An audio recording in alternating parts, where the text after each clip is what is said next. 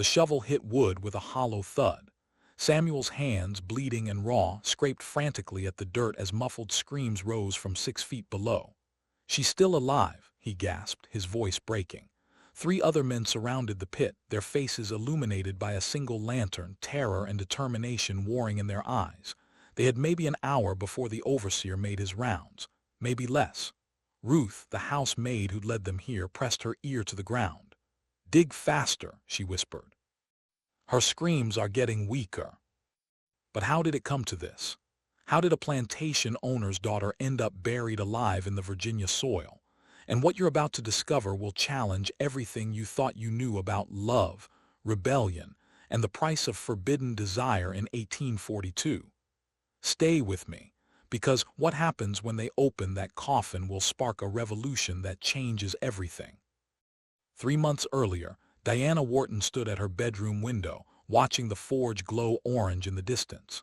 She was 20 years old, raised in silk dresses and privilege, taught that the people working her father's plantation were property, nothing more.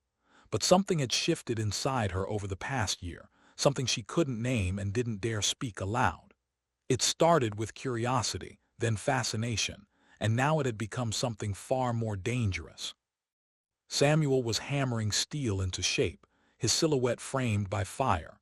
He'd been on the plantation for 3 years, brought from a neighboring county after Colonel Wharton needed a skilled blacksmith. Unlike the other enslaved people who kept their eyes down and voices quiet, Samuel carried himself differently. There was something unbroken in him, a quiet defiance that both frightened and intrigued Diana. Their first real conversation happened by accident. Diana had ventured to the forge under the pretense of having a broken latch repaired. "Miss Wharton," Samuel had said, his voice steady, meeting her eyes for just a moment longer than was safe. "I can fix that for you." "How did you learn this trade?" Diana asked, watching his hands work the metal with precision. Samuel paused, weighing his words carefully. "My previous master believed skilled labor was valuable. He had his daughter teach me to read so I could follow technical drawings." The admission hung between them, dangerous. Literacy among enslaved people was illegal in Virginia, punishable by whipping or worse. Diana felt her heart quicken. "You can read." "I didn't say that, miss," Samuel replied, but his eyes told her the truth. That conversation became the first of many. Diana found excuses to visit the forge, to linger near the slave quarters when she was supposed to be supervising household tasks. Ruth, her lady's maid, noticed immediately. "Miss Diana," she said one evening while brushing Diana's hair, "you're playing with fire. Your father, he's not a forgiving man. You know what happened to the chambermaid who was found with the stable boy?" Diana did know. The girl had been sold south, separated from her family, disappeared into the cotton fields of Alabama. The boy had been whipped until he couldn't walk. "I'm just ensuring the work is done properly," Diana said, but her voice lacked conviction. "Child, I've served this family for 20 years, Ruth said softly. "I've seen that look before. Whatever you think is happening, it can only end in suffering." But Diana couldn't stop. The conversations with Samuel had awakened something in her, a recognition of shared humanity that her upbringing had tried to suppress. They talked about books, about ideas, about worlds beyond the plantation. Samuel spoke about freedom with a quiet intensity that made Diana question everything she'd been taught. "Do you really believe all men are created equal?" she asked him once, quoting the declaration her father kept framed in his study. Samuel's laugh was bitter. "Your father's generation believed those words applied only to men who looked like him. But yes, Miss Diana, I believe it. I have to believe it, or I'd have nothing left." By spring, their relationship had crossed lines that could never be uncrossed. They met in secret, in the abandoned tobacco barn where no one ventured after dark. The first time Samuel kissed her, Diana felt the weight of every law, every social convention, every bit of her father's rage pressing down on them. "This is wrong," she whispered, even as she pulled him closer. "Maybe," Samuel replied. "Or maybe the world that says it's wrong is what needs changing." The passion between them was intense, desperate, fueled by the knowledge that discovery meant death. They were careful, or so they thought, but Ruth knew. She'd followed Diana one night, watched from the shadows, and felt her heart break for the girl she'd helped raise. The next morning she pulled Diana aside. "You have to end this, now, before someone else finds out." "I love him," Diana said, the words spilling out before she could stop them. Ruth's face softened with sorrow. "Love won't save you from your father's wrath. Love won't save Samuel from the noose. You're carrying more than love now, aren't you?" Diana's hand moved instinctively to her stomach. She'd suspected for weeks but hadn't dared confirm it. "How did you know?" "I've birthed enough Bobbies to recognize the signs. You're maybe 2 months along if I'm right, which means you have maybe 3 more months before you can't hide it anymore." Ruth gripped Diana's shoulders. "Listen to me carefully. Your father will kill that boy. He'll kill him slowly and make an example of him. And he'll either cast you out or worse. You need to run, both of you. Get north while you still can." But Diana was paralyzed by fear and denial. She convinced herself she could hide it, that she could find a solution, that somehow everything would work out. She let 3 precious weeks slip by while her body changed in ways she couldn't control. She stopped attending social functions, claiming illness. Her mother, Martha Wharton, fussed over her with tonics and concerned looks but didn't press too hard. Martha had learned long ago not to ask questions she didn't want answered. The truth exploded on a humid June evening. Diana was in her room, struggling with her corset strings, when her mother entered without knocking. "Let me help you with that," Martha said, moving behind her daughter. As she pulled the laces, she felt the resistance, saw the way Diana's body had changed. The realization hit her like a physical blow. "Diana," Martha's voice was barely a whisper, "tell me I'm wrong." "Mother, please. Tell me I'm wrong." Martha's scream brought Colonel Richard Wharton running up the stairs, his face already reddening with anger at the disruption to his evening brandy. "What in God's name is happening here?" he demanded. Martha turned to her husband, tears streaming down her face. "Our daughter is with child." The silence that followed was more terrifying than any scream.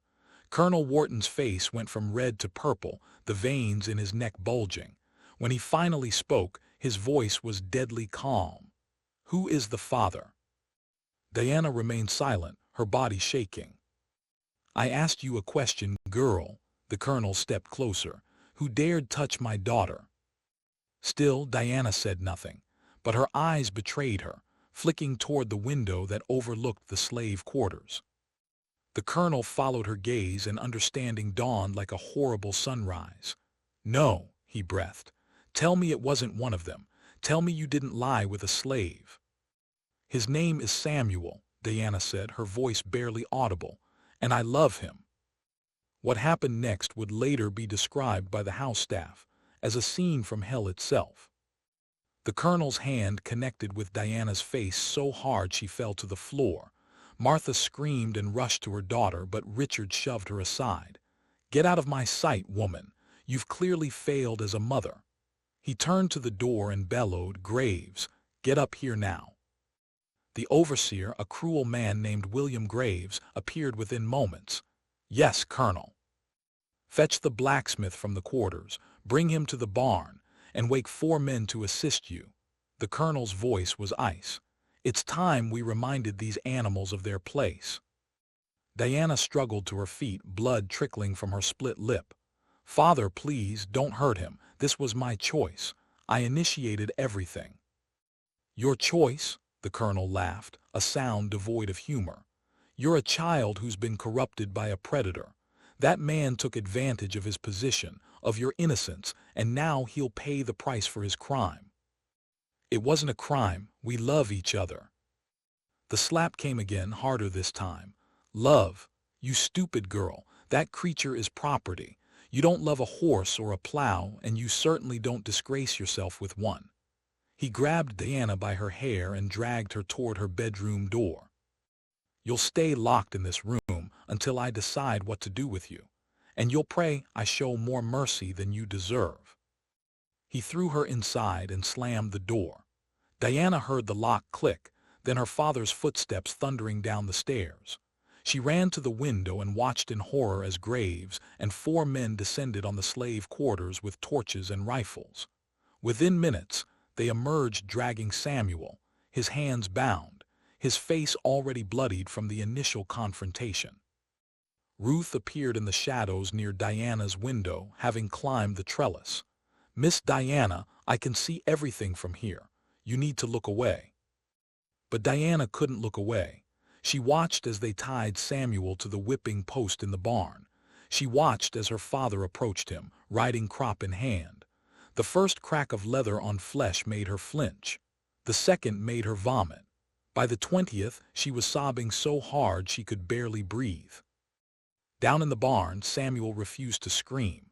The colonel wanted him broken, wanted him to beg, but Samuel bit down on his own tongue until blood filled his mouth rather than give the man that satisfaction.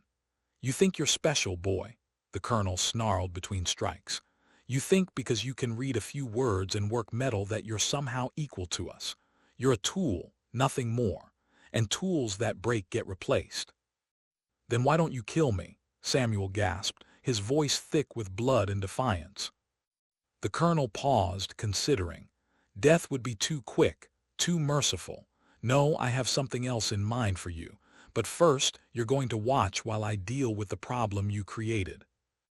They left Samuel chained in the barn, barely conscious, while the colonel returned to the main house. Diana heard his footsteps on the stairs and pressed herself against the far wall of her room. When he entered, his face was calm again, which somehow made him more terrifying. "Father, please," Diana whispered. "I'll do anything, I'll go away.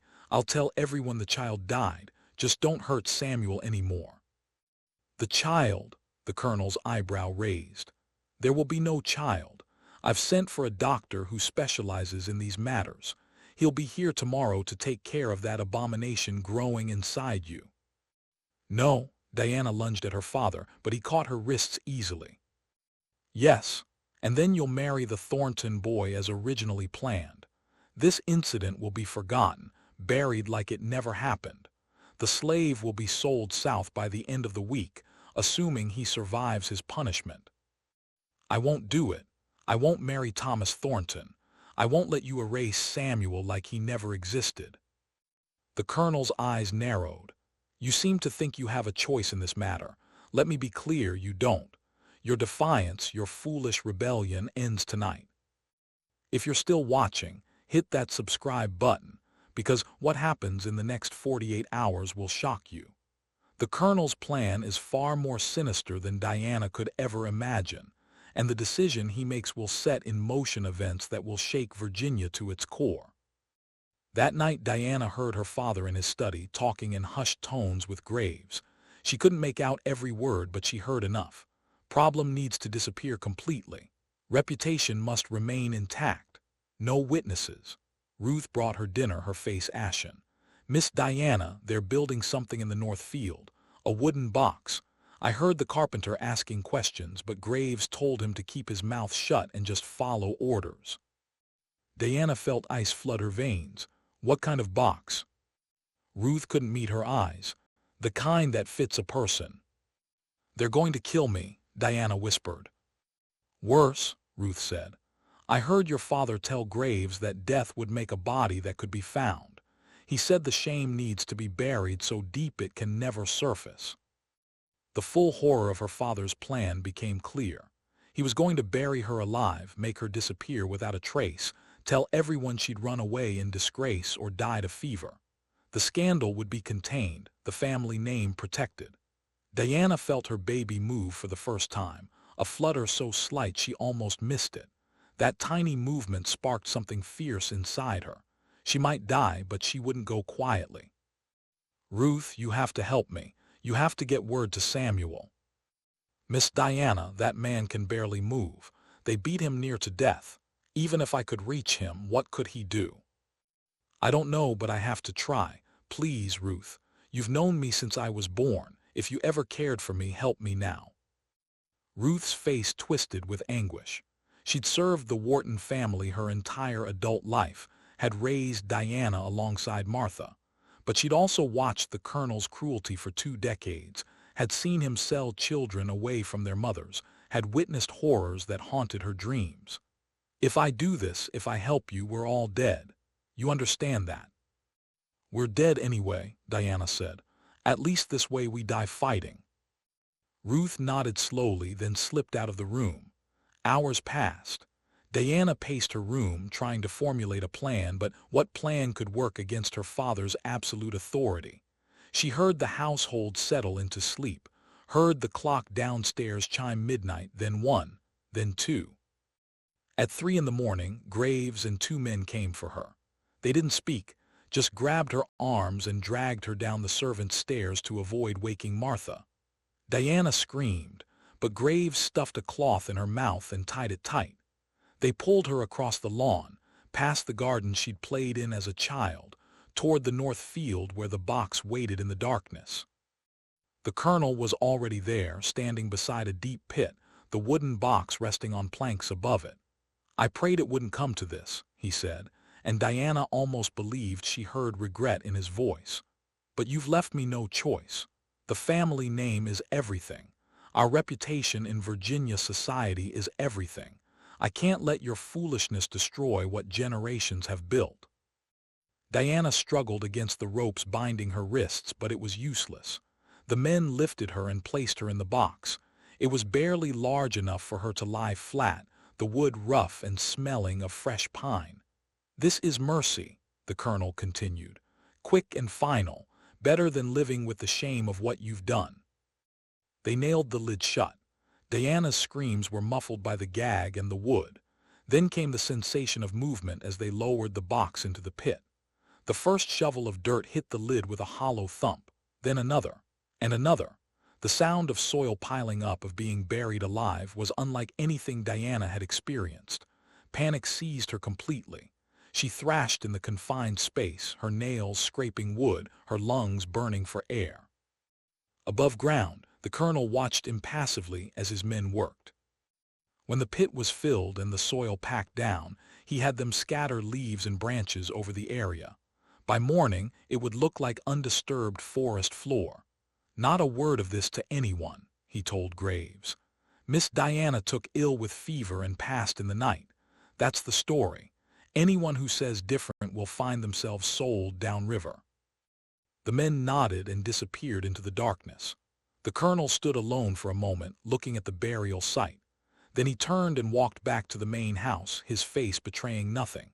Inside the box, Diana felt consciousness slipping away.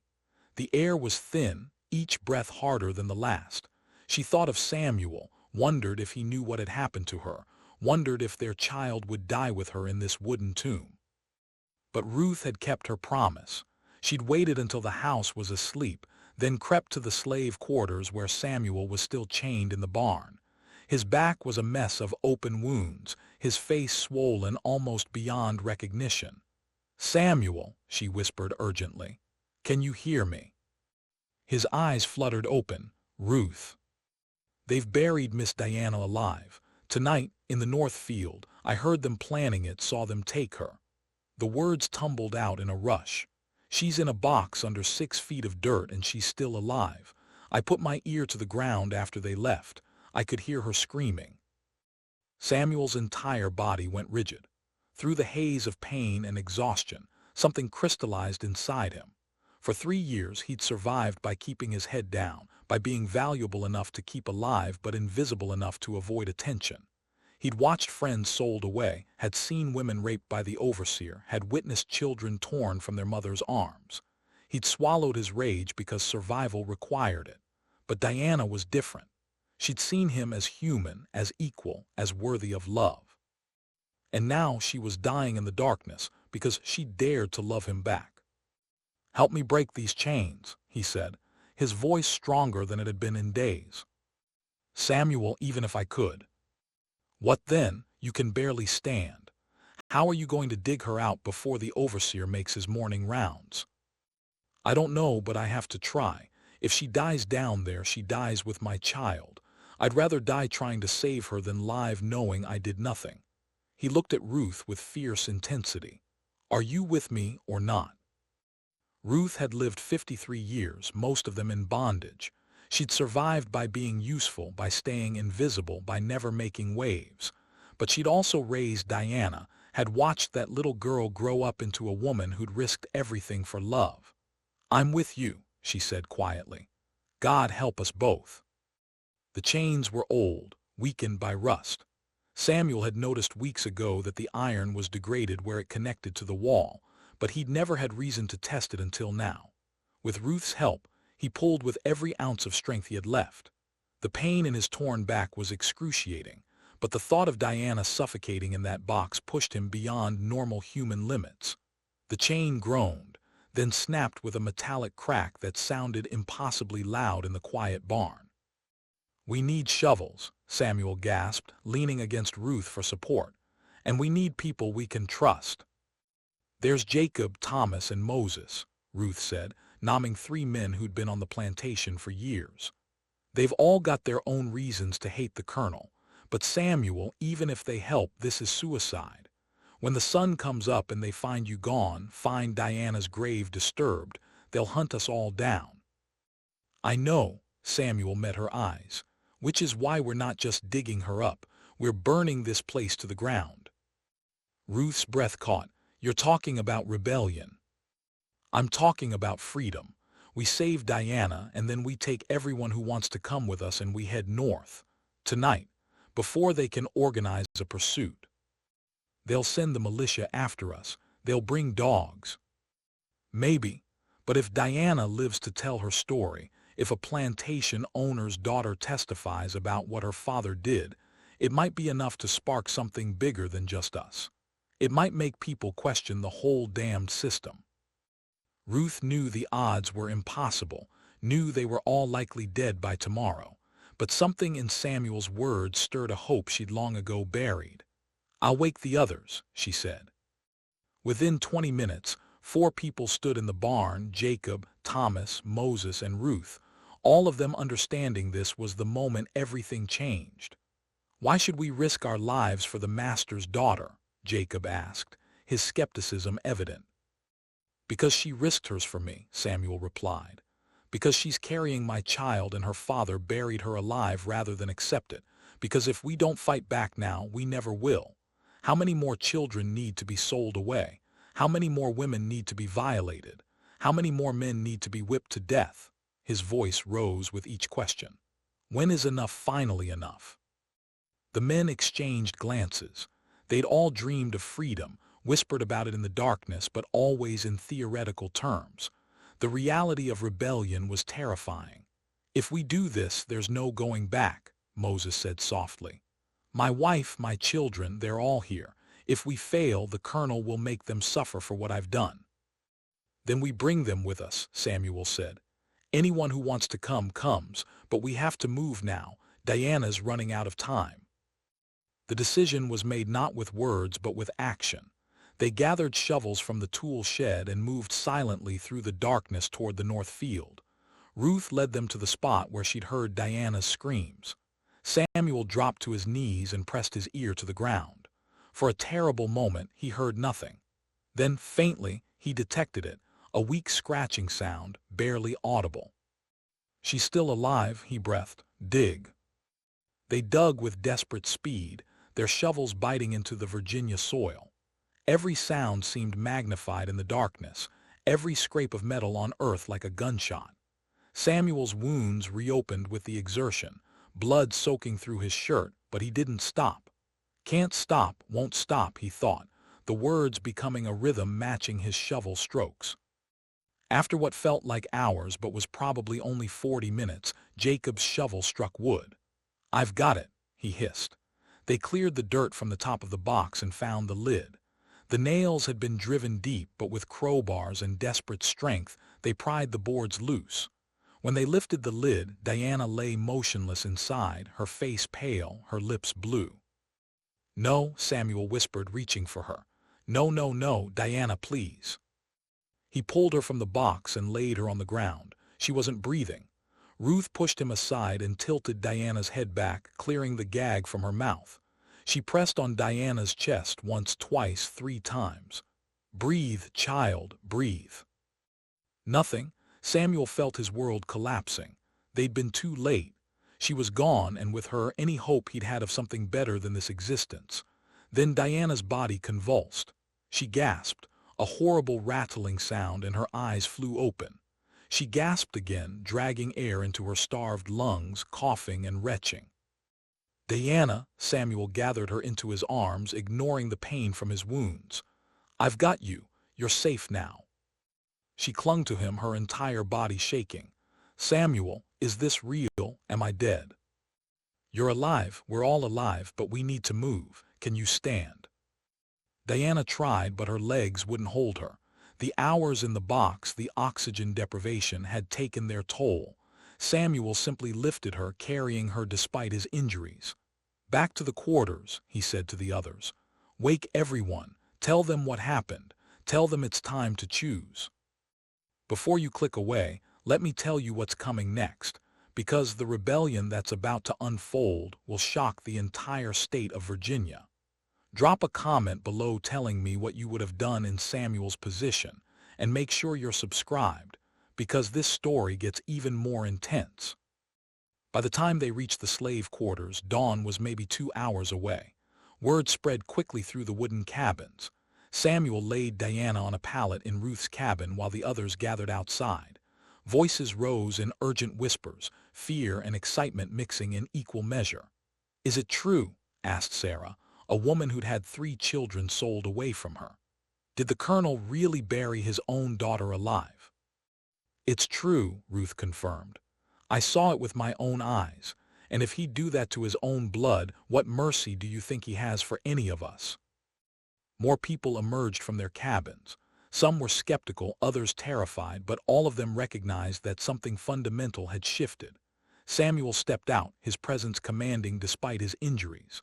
Listen to me, he called out, his voice carrying across the gathering crowd. For 3 years I've lived here, watched the horrors, swallowed my rage because I thought survival was enough. But tonight proved something to me. This system doesn't just want our labor, it wants our humanity. It wants us to believe we're less than human, so we'll accept being treated as such. What are you proposing? Asked Thomas, an older man who'd been on the plantation since he was a child. We all know what happens to runaways. The dogs, the whippings, the executions. You want us to risk that? I want us to choose freedom, Samuel replied. Right now, we have maybe 2 hours before the overseer makes his rounds and discovers what we've done. In those 2 hours, we can either scatter into the woods and hope for the best, or we can make a stand. We can show them that we're not property. We're people, and we're done begging for basic human dignity. They'll send the militia, someone called out. They'll hang us all. Maybe, Samuel acknowledged. But I'd rather die on my feet than live one more day on my knees. Anyone who wants to run north with us, you're welcome. Anyone who wants to stay and take their chances, I understand. But I'm not leaving without making the colonel pay for what he's done. Diana appeared in the doorway of Ruth's cabin, leaning heavily on the frame. Her voice was hoarse but steady. My father buried me alive because I dared to love someone he considered beneath me. He'd rather kill his own daughter than accept that enslaved people are human beings worthy of love and respect. If I can testify to what he did, if I can tell the world what happens on this plantation, maybe it changes something. Maybe it makes one person question what they've been taught. Her presence, the colonel's daughter standing with them covered in grave dirt, created a powerful symbol. Slowly, people began to nod. First Sarah, then Jacob, then others. Not everyone, some were too afraid or had family members they couldn't risk endangering, but a core group of about 30 people made their choice. We need weapons, Moses said. The overseer keeps rifles in the small building behind the main house. Then that's where we start, Samuel replied. But we move quietly, no violence unless forced. Our goal is liberation, not revenge. They moved through the pre-dawn darkness like shadows. The overseer, William Graves, lived in a small cottage near the main house. Samuel and 3 others approached silently. When they burst through his door, Graves reached for the pistol he kept by his bed, but Samuel was faster. The 2 men struggled, and in the chaos, Graves's neck snapped against the bedpost. He died instantly. The group froze, the reality of what had just happened settling over them. "We've killed him," Jacob whispered. "There's no going back now." "There was never any going back," Samuel replied grimly. He took Graves's keys and they raided the weapons storage. Rifles, pistols, ammunition, everything they'd need to defend themselves during the journey north. Armed now, the group grew bolder. Samuel made a decision that would define what happened next. "The main house," he said. "We end this where it started." They surrounded the Wharton mansion as the first hints of dawn colored the eastern sky. Samuel called out, his voice echoing in the quiet morning.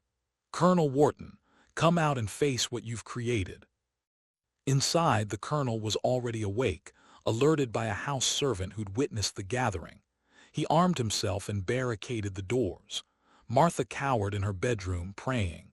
"You're a dead man, boy," the colonel shouted through a window. "I'll see you and everyone with you hanging from trees by sunset." Diana stepped forward, her voice finding strength. "Father, it's me. I'm alive. Your attempt to bury the truth failed. Come out and surrender. Face justice for what you've done." The colonel's face appeared at the window, shock registering when he saw his daughter. "Diana, how this isn't possible. These people you call property, they saved me. They risked everything to dig me out of the grave you put me in. That's more humanity than you've ever shown anyone." "You've been corrupted," the colonel spat. "You're not my daughter anymore." "No," Diana agreed. "I'm not. That girl died in the dirt. The woman who climbed out is someone different." The standoff lasted only minutes. The colonel, in his arrogance, believed he could shoot his way out.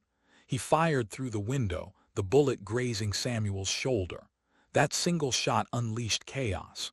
The rebels returned fire, and when the colonel tried to reload, Moses threw a torch through the broken window.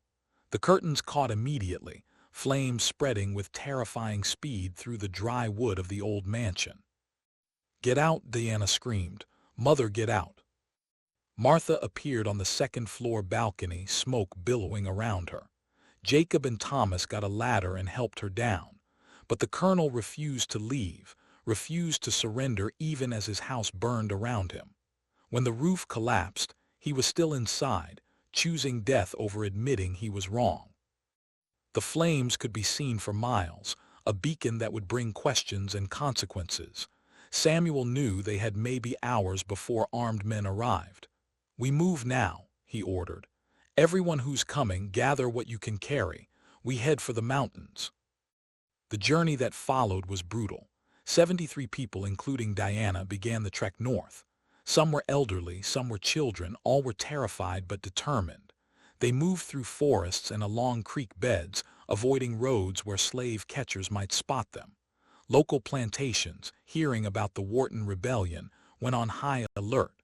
Militias were called up. The governor in Richmond demanded the rebels be captured and made examples of. But the network of abolitionists and free black communities helped where they could. A Quaker family in the foothills provided food and directions. A freed slave who operated a way station on the Underground Railroad sheltered them for 2 nights. Slowly, against impossible odds, they moved north. Not everyone made it. Old Thomas collapsed from exhaustion in the Blue Ridge Mountains and died peacefully in his sleep. Sarah was bitten by a copperhead and died despite Ruth's efforts to save her. 3 children caught fever and didn't survive the cold nights. Each loss weighed on Samuel, but he kept the group moving because stopping meant capture and death for all of them. Diana went into labor during a rainstorm 3 weeks into their journey. In a cave lit by a single lantern, with Ruth and 2 other women attending her, she delivered a baby boy. The child's first cry echoed off the stone walls, a sound of defiant new life in the midst of so much death and struggle. "What will you name him?" Ruth asked, wrapping the infant in a clean cloth. Diana looked at Samuel, this man who'd risked everything for her, who'd led them all toward freedom despite the impossible odds. "Freedom," she whispered. "His name is Freedom." 6 weeks after the rebellion began, 42 survivors reached a safe house in Pennsylvania. They'd lost nearly half their number to exposure, illness, and pursuit, but those who remained had achieved what so many only dreamed of. Samuel and Diana, along with baby freedom, were welcomed by a community of freed slaves and abolitionists who'd been following news of the Virginia uprising. The story had spread far beyond what they'd imagined. Southern newspapers painted them as violent insurrectionists, proof that enslaved people needed even harsher controls. But Northern abolition papers told a different story. Diana Wharton's testimony about being buried alive by her own father became a rallying cry. She spoke at churches and meeting halls, describing the humanity of the people she'd fled with, the courage and sacrifice she'd witnessed. Her words, coming from a white Southern woman, carried weight that made people uncomfortable, and that discomfort sparked conversations that needed to happen. Back in Virginia, the Wharton plantation stood as a burned-out shell, a monument to the costs of refusing to see enslaved people as human. New laws were passed, harsher restrictions on literacy, stricter controls on movement, brutal punishments for any hint of rebellion. The system tightened its grip, but cracks had appeared. Other enslaved people heard what happened at Wharton's and whispered about it in the darkness. The idea that resistance was possible, that freedom could be seized rather than granted, planted seeds that would eventually grow into something the slaveholders couldn't control. Samuel and Diana built a life in Pennsylvania, working with the Underground Railroad to help others escape. Ruth lived with them, helping raise freedom and teaching him to read from the same books Samuel had secretly studied years before. The baby grew into a toddler, then a child, bearing his father's eyes and his mother's determination. He would grow up free in ways his parents never had been, carrying a name that was both memorial and promise. On quiet evenings, Diana would sometimes touch the scars on her fingers from clawing at the coffin lid, physical reminders of the night she was buried alive. Samuel's back bore permanent marks from the whipping, lines of scar tissue that would never fully fade. But these scars weren't sources of shame. They were testament to survival, to the price paid for choosing love and freedom over fear and submission. The rebellion that started with muffled screams from 6 feet under Virginia soil didn't end slavery. That would take decades more of struggle, suffering, and eventually war. But it added one more story to the growing chorus of voices demanding change. It proved that the system's cruelty contained the seeds of its own destruction, that even a plantation owner's attempt to bury the truth could instead plant it deeper, where it would take root and grow into something he never imagined. Years later, when freedom was old enough to understand, Diana told him the story of his birth, of the night his father chose to fight rather than accept the unacceptable. "Your father gave me life twice," she said. "Once when he pulled me from that grave, and again when he showed me what real courage looks like. Never forget where you come from, but also never let it define where you're going." Samuel, listening from the doorway, added his own lesson. "The world will tell you that some people matter more than others, that your worth is determined by the color of your skin or the circumstances of your birth. Don't believe it. We're all just people trying to survive, trying to love, trying to matter. The only difference is some of us have to fight harder for the right to be seen as human." The story of the Wharton Rebellion became legend, details embellished and changed with each retelling, but the core truth remained. A woman was buried alive for loving someone society deemed beneath her. The people called property chose humanity over survival. And from that choice, from that moment when Samuel's shovel struck wood in the darkness, came ripples that spread farther than any of them could have imagined. If this story moved you, if it made you think differently about courage and human dignity, hit that subscribe button and share this video. Drop a comment telling me what moment affected you most. These stories matter because they remind us that the fight for justice and equality isn't abstract. It's personal, painful, and ongoing. The screams from that Virginia grave in 1842 echo still, asking us what we're willing to risk for what we believe is right. Thank you for watching until the end. The past teaches us, but only if we're willing to listen.